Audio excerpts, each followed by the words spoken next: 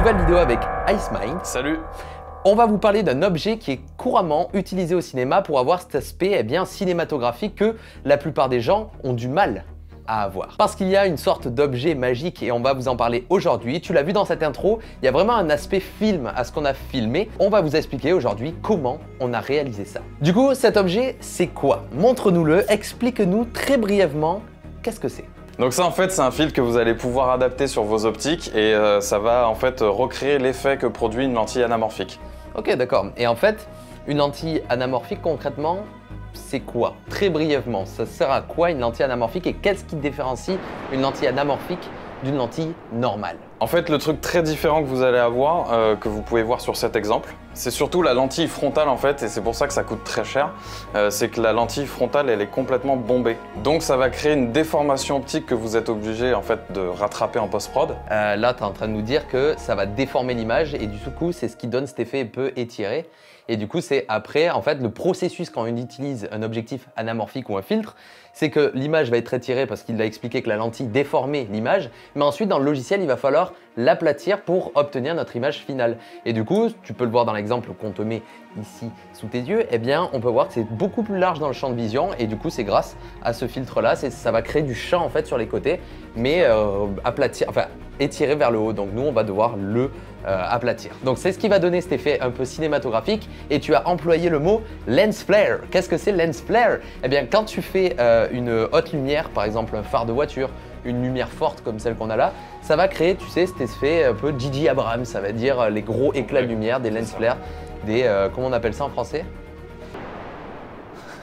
Parce que lens flare, voilà, c'est rentré dans les mœurs, mais c'est quoi? C'est le terme qu'on utilise. Un halo? Ouais. Un halo de lumière, genre, c'est un espèce de truc chelou. Enfin, ça va créer cet effet-là. Et en fait, si toi, tu n'as pas d'objectif anamorphique, mais que tu veux en rajouter sur tes vidéos, il y a un plugin qui s'appelle Optical Flare sur Adobe After Effects. Et là, tu peux voir que tu peux manipuler ce lens flare-là et le mettre dans tes vidéos pour créer cet effet un peu, eh bien, j'ai une caméra qui coûte cher, mais en fait, non, je suis pauvre. Voilà.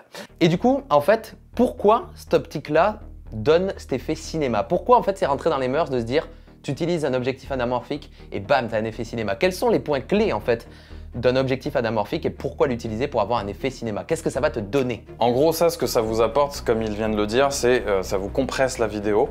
Donc il y a un truc qui va se passer au niveau de la mise au point aussi. Vous allez avoir le fond qui va s'aplatir, votre sujet qui va grandir. Donc ça, c'est des choses en fait que vous voyez, mais vous n'avez pas conscience, c'est dans votre inconscient. Donc il y a vraiment ce truc-là en fait, quand vous regardez un film, ça va installer une ambiance. C'est pour ça que l'intro, sans difficulté, ça a donné cet effet cinématique. Et si on regarde par exemple ce screen-là du film Avengers, où on voit Thanos, on peut voir que le bokeh est ultra étiré derrière, et ça, c'est ce qui donne cet effet vraiment film, et ça, tu ne l'as absolument pas avec un iPhone ou une caméra, un GH5 basique, enfin avec des objectifs basiques, ça marche pas. Donc c'est ce qui va donner cet effet un peu cinématographique. Et du coup, après, qu'est-ce qu'il y a d'autre? Il y a le lens flare du coup. On a le lens flare, on a le bokeh comme tu viens de le dire, qui est très ovale, alors que sur une optique normale, c'est sphérique.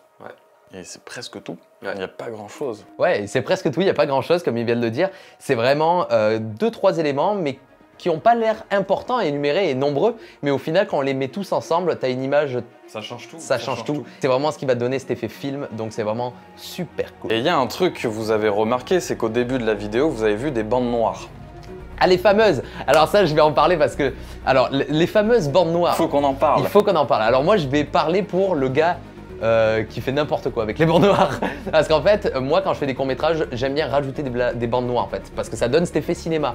Et du coup, c'est un des points d'ailleurs de l'objectif anamorphique. Parce que si tu dois redéformer l'image, ces barres noires vont se créer naturellement en fait. C'est des barres d'opacité, il n'y a rien, c'est du vide. Ouais, voilà, donc il n'y a rien du tout. Et du coup, pour ajouter un effet cinématographique, moi, j'en rajoute en fait en rajoutant juste 2 caches noires.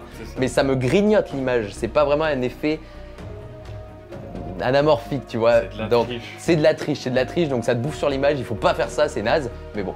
Donc les black bars, c'est vraiment quelque chose de propre à l'anamorphique, donc c'est grâce à ça que tu vois ces effets de black bar, et donc ça rajoute un effet encore plus cinématographique. Vraiment, juste teste chez toi, prends une vidéo toute simple et rajoute 2 black bars, tu vas voir que tout de suite, une petite musique épique. Une petite musique épique, un léger slow motion, et c'est bon, c'est bon, t'as le film cinématographique de ouf.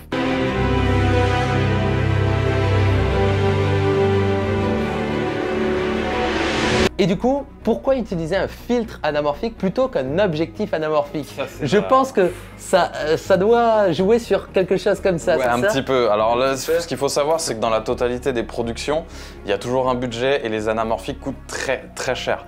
Genre très cher comment, genre? Genre très cher comme quelque chose de plus de 20 000 €. Vous avez les Atlas Orion qui sont les premières actuellement qui sont disponibles. En fait, ce qu'il y a, c'est que tous les optiques, vous savez très bien qu'autour de 500 000 €, vous avez des très bonnes optiques aujourd'hui.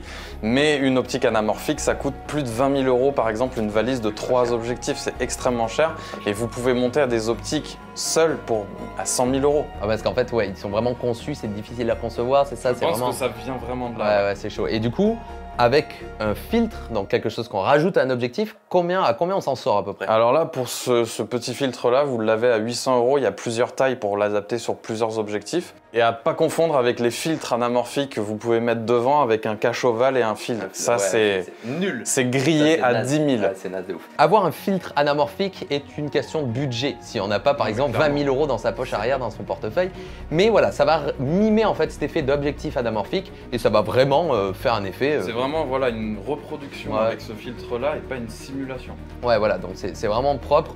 Et on a fait des tests, du coup, vous avez vu l'introduction, ça donne vraiment un effet, je sais pas, vraiment cinématographique. Il y a le truc, tu le sens, tu le Et relis. on n'a pas forcé en plus, vraiment. Ouais, c'est vraiment, tu mets play, et voilà, c'est hyper cool. Après, tu fais le montage et la musique, tu rajoutes une petite color correction stylée, et voilà. Donc voilà, c'était une petite vidéo pour vous expliquer qu'au cinéma, ils ont ça, ils ont des objectifs anamorphiques, et c'est pas quelque chose que le commun du mortel a, parce que c'est un truc qui coûte vraiment très cher, et en gros, c'est ça qui va te permettre d'avoir cet effet, eh bien, cinématographique, et vraiment super stylé qu'il y a au cinéma. Voilà, donc c'est la fin de cette vidéo, j'espère qu'elle vous aura plu. Allez voir la chaîne d'IceMind, il parle de vidéos, de photos, vraiment c'est très enrichissant si tu veux apprendre un petit peu plus sur les métiers de l'image. Actuellement sur la chaîne d'IceMind, il vient de la sortir sa vidéo, va voir sur sa chaîne. Il a fait une vidéo un peu plus approfondie sur l'anamorphique, sur comment gérer les images qui sortent de ça. Donc va le voir, le lien est dans la description. Si tu as envie qu'on te présente à l'avenir d'autres objets comme ça, super cool qu'il y a au cinéma, ça peut vous servir, que ce soit des objets chers ou pas cher. Pas cher, ça nous arrange parce que je suis pauvre. N'hésite pas à t'abonner à notre Instagram, c'est atom_visual et IceMind Channel. va voir, on poste plein de photos et des trucs super cool, alors rejoins-nous, les liens sont dans la description. Mais voilà, si ça te plaît, dis-le dans les commentaires. J'espère que cette vidéo t'aura plu et que tu auras appris des choses. On se retrouve très prochainement pour une nouvelle vidéo, c'était Atom et IceMind. Ciao. Ciao.